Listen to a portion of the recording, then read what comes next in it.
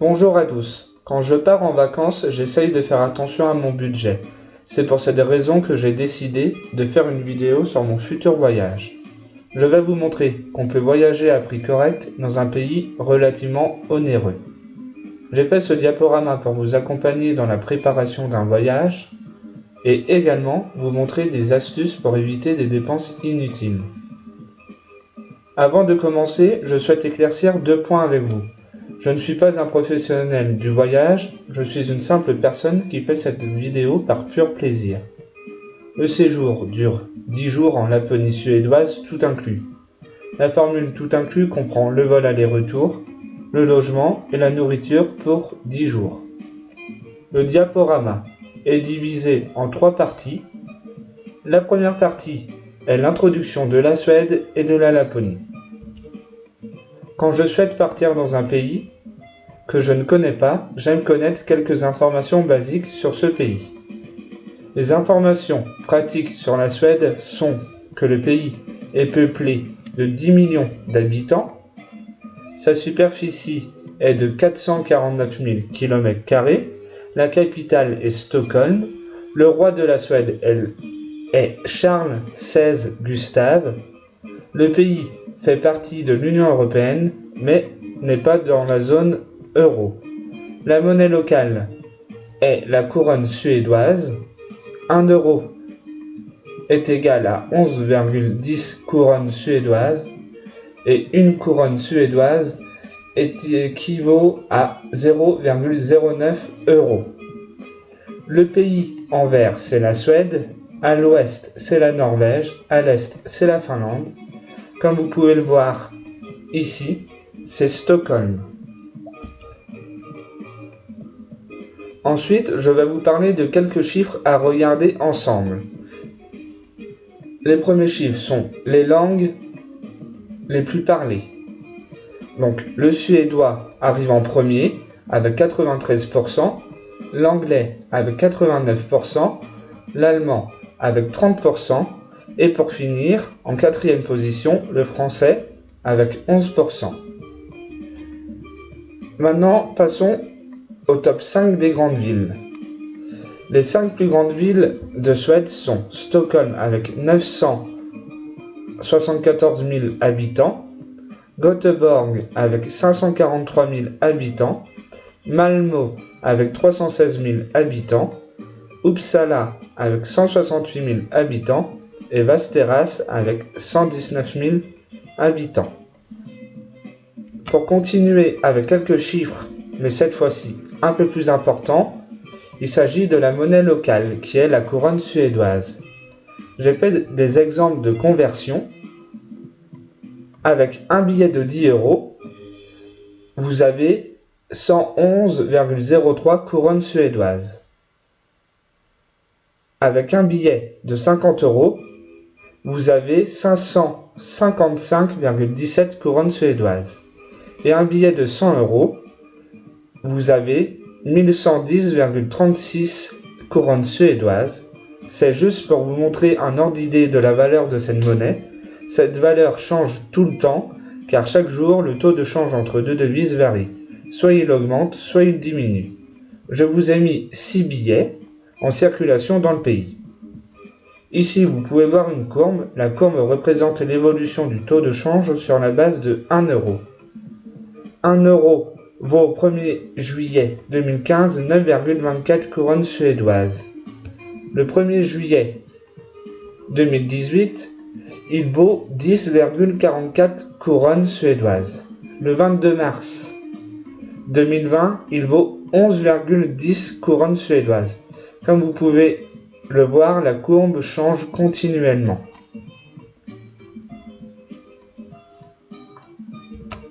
J'ai parlé de la Suède, maintenant passons à la Laponie. Le peuple de la Laponie est nommé les Samis. Environ 80 000 habitants, d'une superficie de 400 000 km. Son territoire s'étend sur 4 pays, la Norvège, la Suède, la Finlande et la Russie. Cette aire se situe au nord du cercle polaire arctique. Les températures l'hiver qui dure 7 mois, sont situés entre moins 10 à moins 30 degrés et l'été de 10 degrés à 25 degrés. La nuit polaire est une période d'obscurité constante des régions au nord du cercle polaire. Elle s'effectue entre novembre et février. Le soleil de minuit est une période de luminosité constante des régions au nord du cercle polaire arctique, qui s'effectue entre mai et août. Le phénomène de nuit polaire et soleil de minuit change en fonction de la latitude. Plus on se situe au nord du cercle polaire, donc plus vous vous situez au nord au niveau de ce trait-là, plus le phénomène sera présent et long. Exemple, au Cap Nord, le soleil de minuit se produit entre le 13 mai et le 29 juillet. À Bodo, le soleil de minuit se produit entre le 3 juin et le 8 juillet. La première partie étant terminée, passons maintenant à la deuxième partie qui aborde les principaux sujets du voyage. La deuxième partie concerne la ville des vacances, le vol aller-retour, le repas puis le logement. Notre séjour débute aux alentours de Kiruna en fonction de votre choix de logement. La ville compte environ 22 900 habitants. Sa superficie est de 16,53 km², située dans le comté de Norrbotten et également dans la partie septentrionale de la Suède, à 145 km au nord du cercle polaire. La ville va être progressivement déplacée à cause de son exploitation minière. Les travaux ont débuté en 2014 et 21 édifices seront déplacés.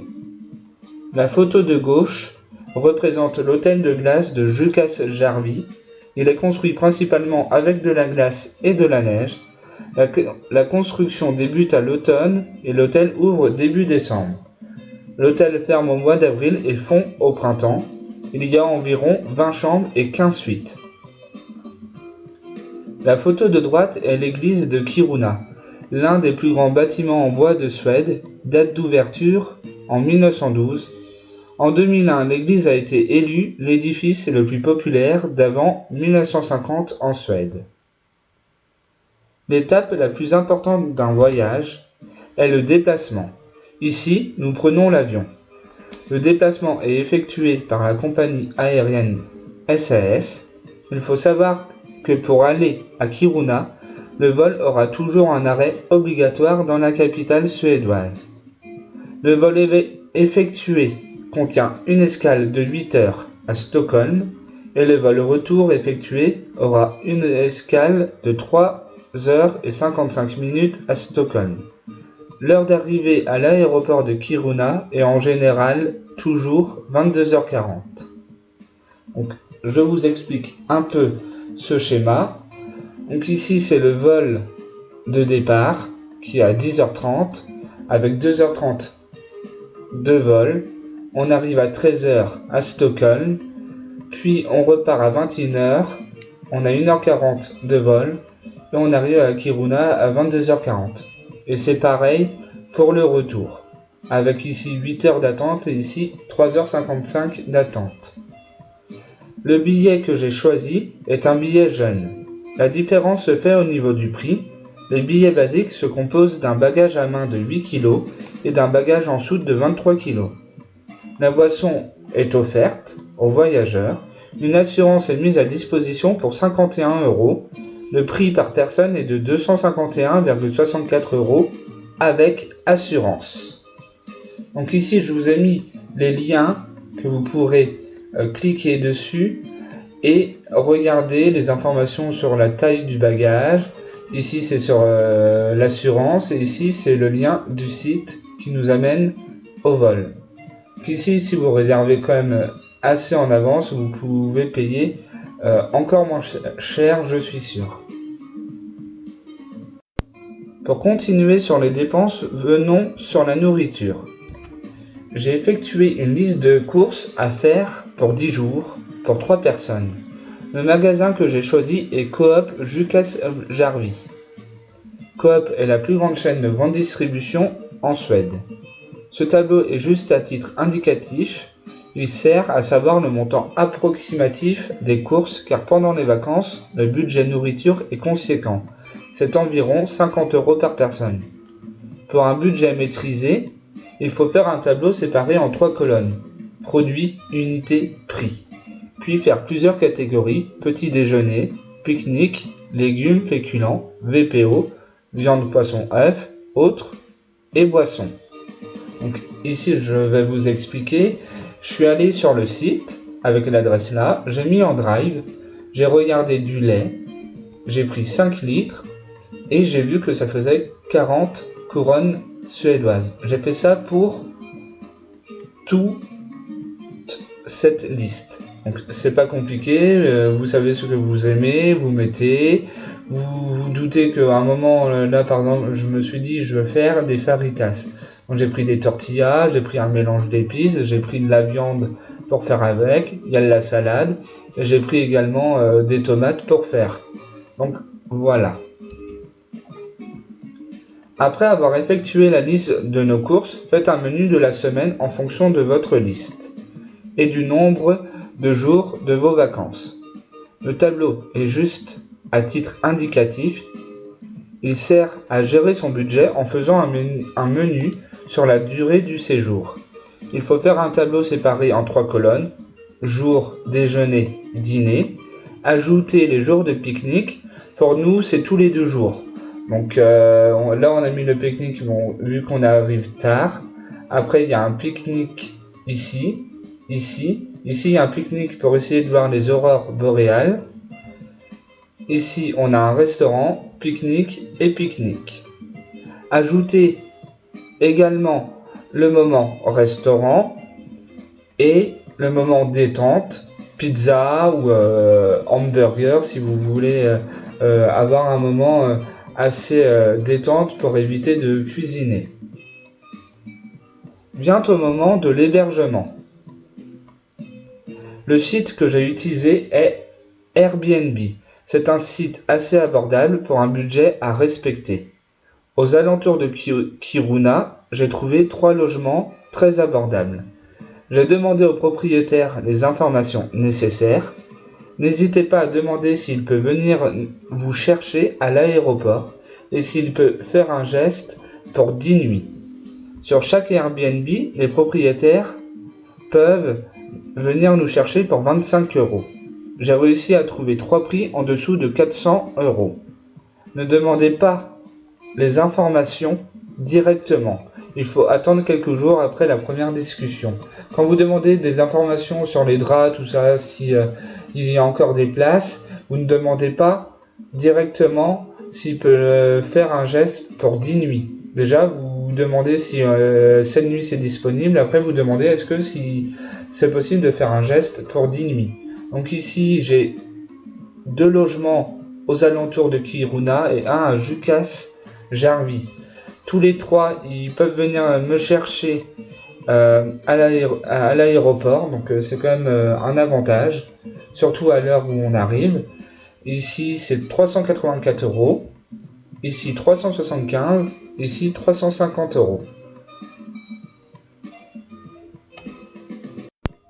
Pour terminer, la dernière partie s'occupe maintenant des achats supplémentaires et on finit par la conclusion. J'ai déjà acheté les objets que je vais vous présenter. Pour mes vacances, j'ai décidé d'acheter des bâtons de randonnée adaptés à la neige. Les 2 points à regarder sont le poids et la taille une fois pliés et dépliés pour les ranger soit dans votre valise, soit dans un sac à dos. Ensuite, la lumière frontale.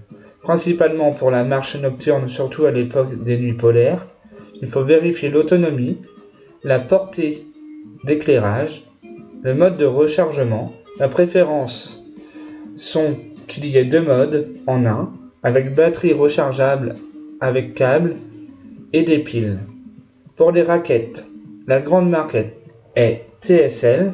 Si possible, achetez-les car en Suède, les locations sont onéreuses.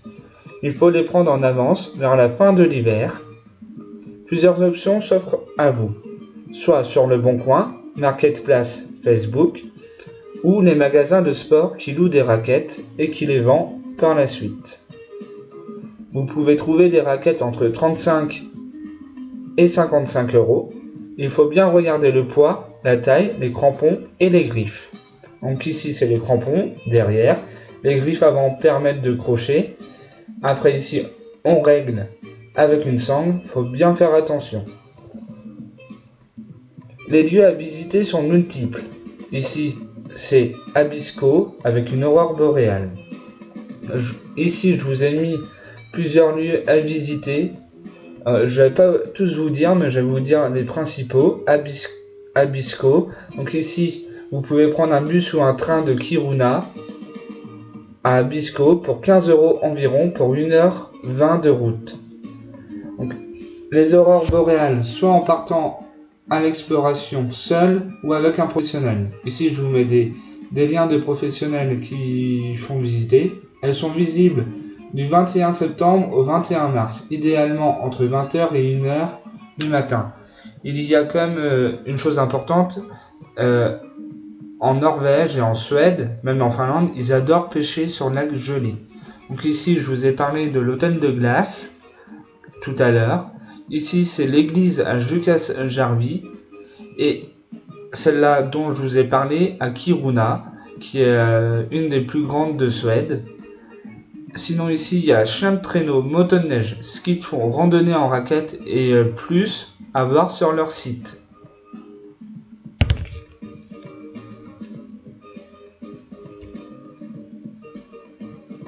Pour clôturer ce diaporama, le prix est d'environ 400 euros par personne pour 10 nuits. Ce prix comprend le billet d'avion aller-retour, la nourriture et le logement. Il ne comprend pas les restaurants, les sorties, les extras. Je vais vous décrire le tableau des dépenses. Donc ici c'est le vol aller-retour sans l'assurance. L'assurance est ici.